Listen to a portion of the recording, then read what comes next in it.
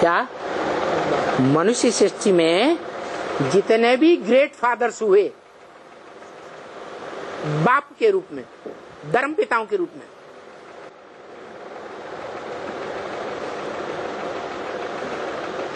उन धर्म पिताओं में ग्रेट ग्रेट शब्द जिसके नाम से पहले लगाया जा सकता है, लगाया जाए, वो है ग्रेट ग्रेट ग्रैंडफादर, मनुष्य सृष्टि का अव्वल नंबर का बाप, जिसका गायन मुसलमानों में भी आ रहा है कि अल्लाह ने आकर अल्लाह अव्वल दीन की स्थापना की।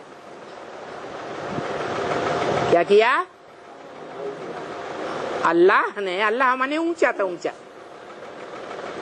ऊंचे से ऊंचा इस दुनिया में होता है या आत्मा आत्मा भाई भाइयों की दुनिया में होता है? वहां तो नीचे होने का सवाल ही नहीं। तो साकार दुनिया में जो अल्लाह जो ऊंचे से ऊंचा है, उसने अव्वल नंबर आदि सनातन सत्य सनातन धर्म की स्थापना की। क्योंकि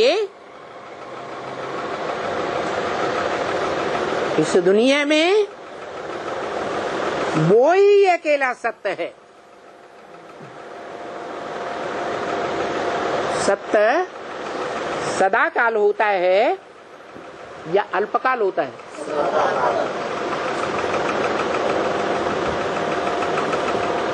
कहते हैं झूठ को पांव नहीं होते। आज देखने में आता है झूठ है, झूठ है, झूठ है। ऐसा समय भी आता है कि सत्ययुग की दुनिया बन जाती है, झूठ का नाम निशान गायब हो जाता है।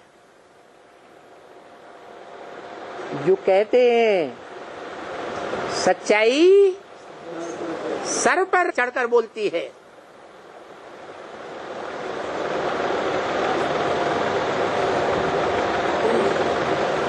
तो वो सत्य एक ही है जिसके लिए सबसे जास्ती गायन सिख धर्म में होता है। सत श्री अकाल। क्या गायन? सत श्री अकाल। अंग्रेज लोग भी मानते हैं गॉड इज ट्रुथ। गॉड क्या है? सत्य है। ट्रुथ इज गॉड है, सत्य ही भगवान है। और भारत में भारतवासी क्या कहते हैं? भूल गए। सत्यम शिवम सुंदरम।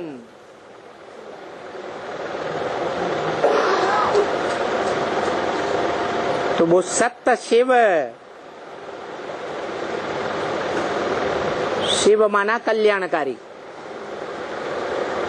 और ये तो पक्का है, दुनिया में जो भी बाप होते हैं अपने बच्चे बच्चियों के कल्याणकारी होते हैं या अकल्याण चाहते हैं? हैं? कल्याण चाहते। सामान्य बाप होगा वो भी क्या चाहता है? मेरे बच्चे बच्चियों का कल्याण हो। खासकर जिस बड़े बच्चे को राजाई का वर्षा दिया जाता है उसके लिए तो कल्याण ही चाहेगा। तो जो सारी मनुष्य सृष्टि का बाप होगा वो कोई 500-700 करोड़ मनुष्यों में से किसी का अकल्याण चाहेगा? है? नहीं चाहेगा।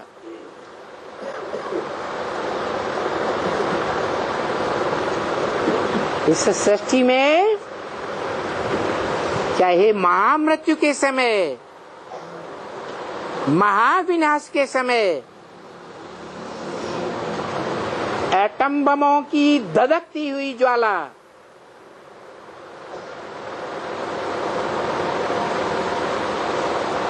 भूकंपों की आग के बीच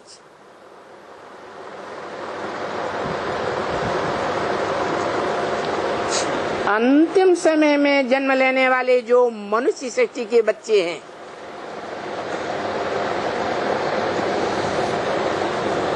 उन बच्चों को इस ज्वाला में धधकते हुए छोड़ करके चला जाएगा? है? नहीं जा सकता।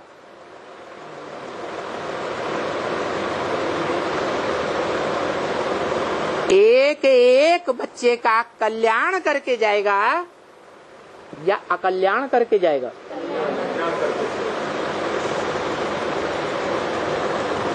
और कल्याण वही कर सकता है जिसका पहले है अपना कल्याण हुआ पड़ा हो। अपना ही कल्याण नहीं हुआ, अपनी ही ज्योति बिंदु आत्मा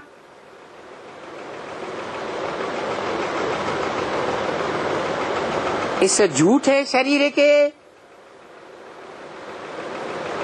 5 तत्वों वाले बंधन से मुक्त नहीं हुई, तो दूसरों को मुक्त कैसे कराएगा? पहले खुद मुक्ति का अनुभव करे, तब दूसरों को मुक्ति दे सकता है?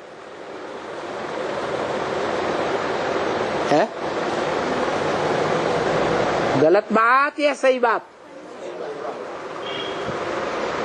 तो बताओ। मुक्तिदाता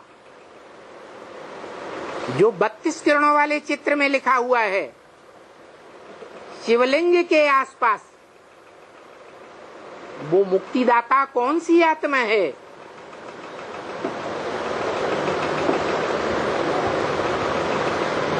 अरे बताओ बताओ, जल्दी बताओ। हैं?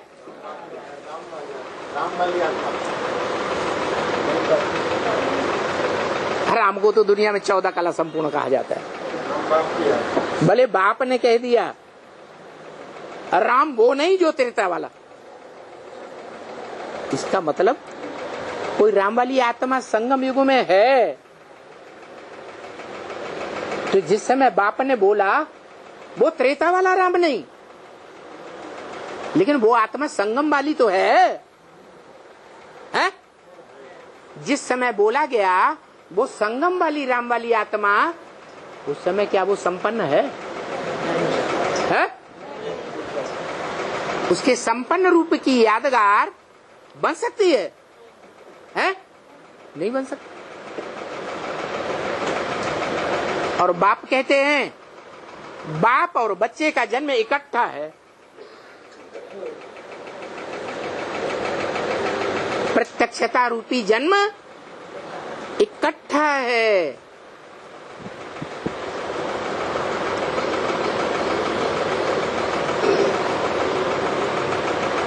वो राम नहीं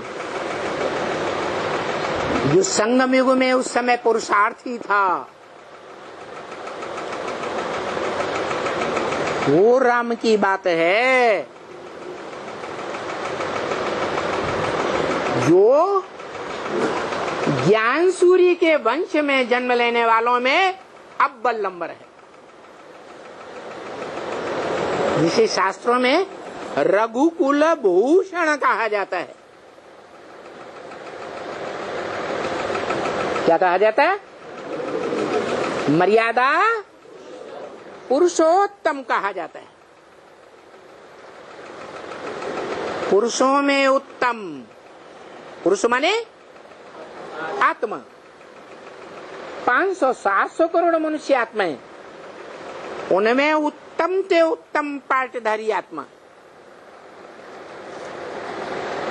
पुरुषोत्तम जब बने,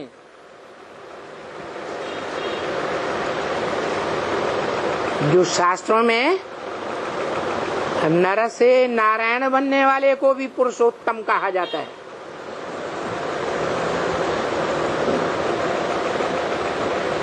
और वो नारायण वाली आत्मा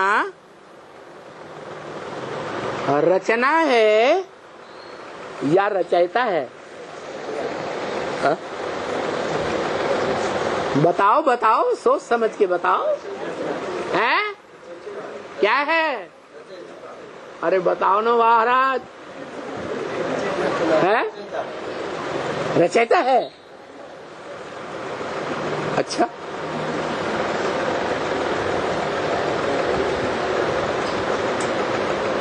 नारायण वाली आत्मा रचयिता है या रचना है? आप कहते हैं रचयिता, और बाबा कहते हैं कि रचयिता साकार तो जरूर होता है, रचना भी साकार होती है। जैसे कुम्हार साकार तो घड़ा भी साकार, लेकिन जो रचयिता है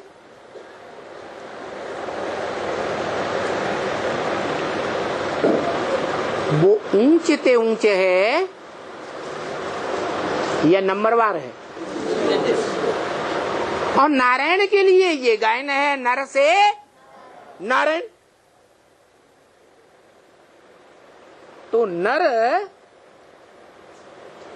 मनुष्य, जिसका मन होने से मनुष्य कहा जाता है, चंचल मन वाला मनुष्य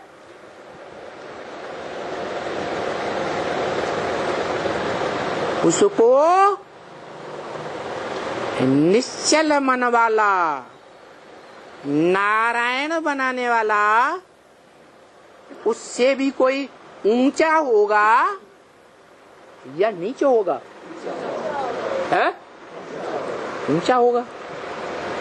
नारायण साकार तो बनाने वाला भी साकार होगा। वो कौन है? शिव बाबा। शिव बाबा, शिव बाबा तो साकार और निराकार के मेल को शिव बाबा कहा। आपकी आत्मा निराकार और आपका शरीर साकार, आप तो शिव बाबा हैं।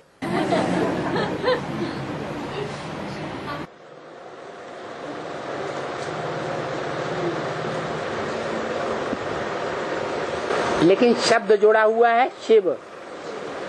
शिव माने कल्याणकारी बाबा। ऐसा कल्याणकारी, जैसा कल्याणकारी इस मनुष्य सृष्टि में कोई भी मनुष्य हो ही नहीं सकता। तो वो नारायण को नर से नारायण बनाने वाला कौन है? बाबा। अभी तो कहते नारायण रचयिता है, अभी कहते शिव बाबा कोई अलग है।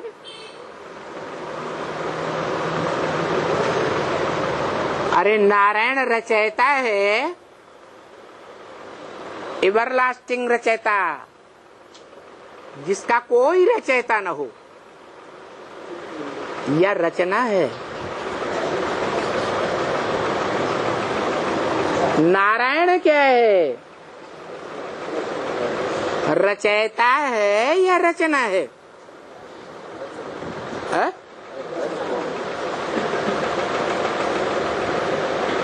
लक्ष्मी नारायण के चित्र में क्या लिखा रहता है ऊपर? है रचयिता और रचना का परिचय। तो लक्ष्मी नारायण के चित्र से ऊपर कोई है? वो चित्र दिया है या नहीं दिया है? तो ऊपर है, उनके समकक्ष बराबर है या नीचा है? तो ऊपर वाला रचयिता होगा या नीचे वाला रचयिता होगा? तो कौन है?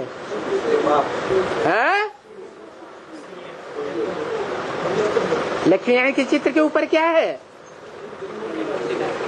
त्रिमूर्ति है, 3 मूर्तियां हैं।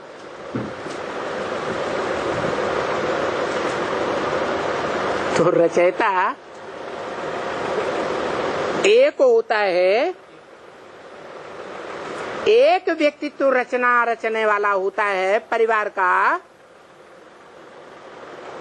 इस दुनिया में जो श्रेष्ठ से श्रेष्ठ परिवार है, कुटुंब है, जिसे हम भारतवासी कहते हैं वसुधैव कुटुंबकम, उसका रचयिता एक या 3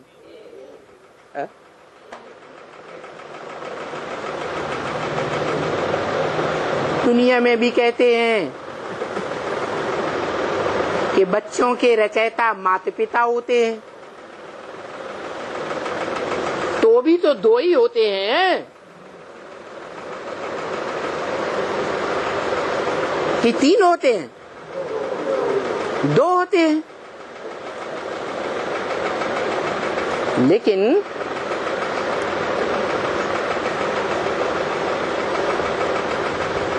जो सार्वभौम पूजा है दुनिया में देखी जाती है, उस सार्वभौम पूजा में एक के लिए बोला गया है, त्वमेव माता च पिता त्वमेव। संस्कृत में तुम एक पर्सनालिटी के लिए या 2-4 के लिए? तो वो कौन?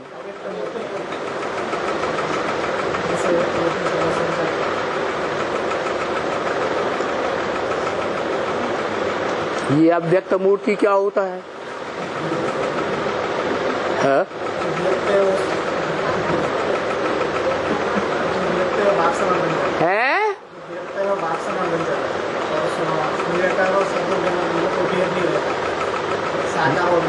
जो निराकार है वो तो निराकार चीज में प्रवेश करता है, साकार में निराकार जैसा बन जाता है। इंद्रियों रहते हुए निराकार प्रवेश करके साकार बन जाता है। जिसमें प्रवेश करता है वो निराकार जैसी स्थिति धारण करता है। निराकार प्रवेश करता है और साकार बन जाता है।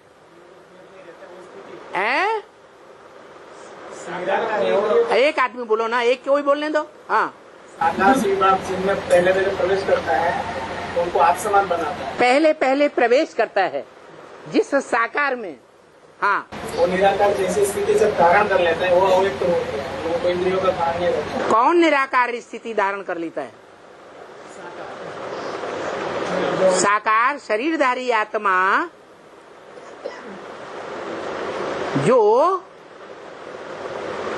शरीर के बगैर इस संसार में नहीं रह सकती, वो आत्मा। अरे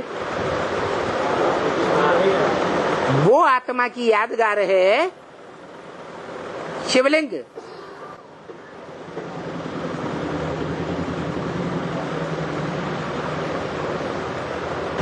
जो आत्मा इस मनुष्य सृष्टि में शरीर धारण किए बगैर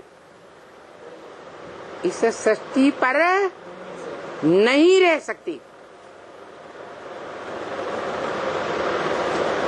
माना वो आत्मा परमधाम वासी नहीं होती, आत्मलोकवासी सोल वर्ल्ड का वासी नहीं हो सकती।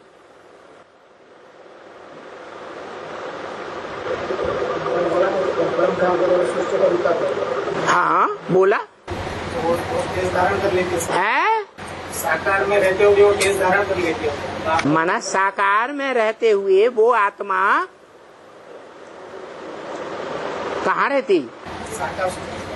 जो साकार शरीर है वो निराकार धाम आत्माओं का धाम बन जाता है। यही तो बोला मुरली में ब्रह्मा मुख से कि तुम बच्चे परम धाम को इस सृष्टि पर उतार लेंगे। तो नंबर बार उतार लेंगे या एक साथ उतार लेंगे? तो कोई अव्वल नंबर होगा या नहीं होगा? तो जो अव्वल नंबर होगा परम धाम को अपने शरीर रूपी घर में उतार लेगा, उसका शरीर रूपी घर क्या बन गया? परम धाम बन गया। अरे उस साकार शरीर रूपी घर की यादगार है लिंग, वो संपन्न स्टेज जहां आत्मा तो संपन्न है ही। आत्मा माने पुरुष। आत्मा किसे कहा जाता है? पुरुष। पुरुषों में उत्तम उत्तम नंबरवार बनने वाली 500-700 करोड़ आत्माएं नंबरवार हैं कि नहीं? एक से एक बढ़कर के पुरुषोत्तम है या नहीं? वो पुरुषोत्तम युग जो ज्यादा से ज्यादा बोला 100 साल, उस 100 साल के पुरुषोत्तम संगम युग में वो सभी मनुष्य आत्माएं कहाँ की वासी हो जाती हैं? परम धाम वासी हो जाती है। अपने अपने शरीर में परम धाम बना लेती हैं क्या? हा? अपने अपने शरीर में परम धाम नहीं बनाती। अरे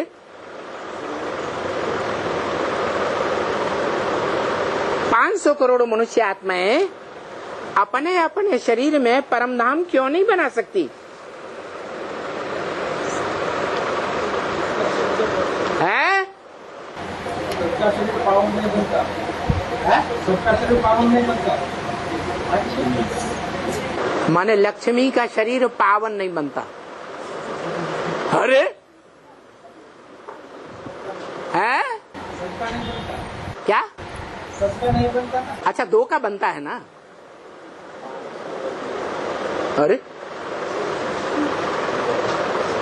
सबका नहीं बनता, 2 का तो बनता है। अरे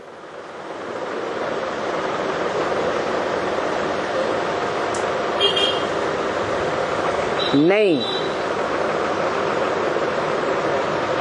सत्य उसे कहा जाता है जो इस सृष्टि पर सदा काल मौजूद रहे। और भारत के शास्त्रों में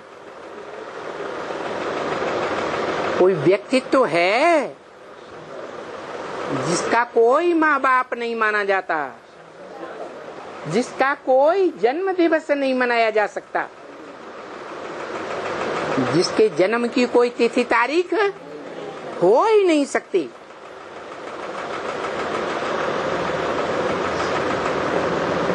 कौन है? है शंकर। नाम काम के आधार पर पढ़ते हैं। शंकर नाम मिक्सचरिटी का है या शुद्ध एक है? है? एक है।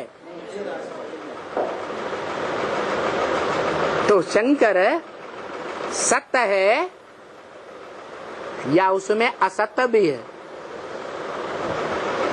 तब शंकर कहा जाता है।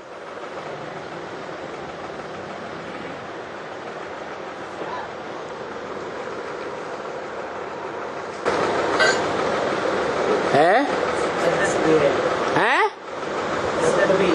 असत्य है तब शंकर कहा जाता है। ऐसा काम दिखाई देता है। कभी एक आत्मा बोलती है तो पता लगता है ये तो असत्य बोलता है। ये सत्यवाणी नहीं हो सकती। जो शिव बाप ने ब्रह्मा मुख से मुरली में बोला, ये ब्रह्मा बीच में इंटरफियर करके बोलता है। और ब्रह्मा दाढ़ी मूछ वाला होता है, मनुष्य होता है, अपूर्ण होता है या देवता होता है?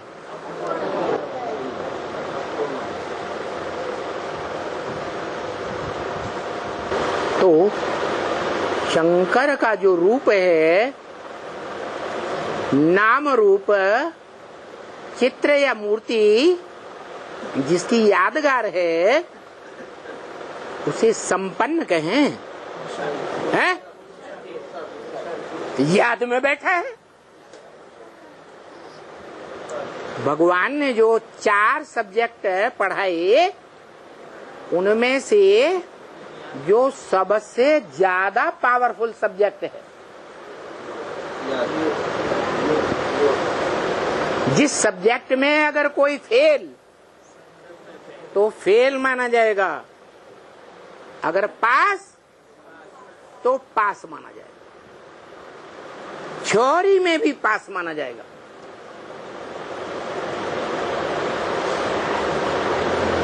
अगर याद के सब्जेक्ट में फेल तो थ्योरी में भी फेल। थ्योरी माने बाप का ज्ञान उसको नहीं है।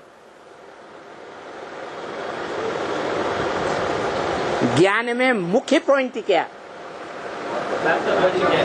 बाप का परिचय, बाप की पहचान। सारा ज्ञान ले लिया जो बाबा कहते हैं, मुरली में बार बार बोलते हैं। बच्चे बाप का परिचय देते ही नहीं।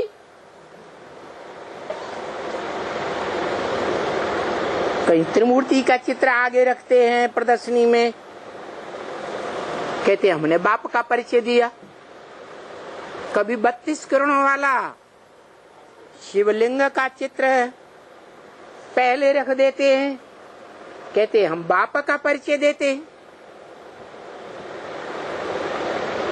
तो क्या बाप का परिचय देते हैं? बाप को समझा है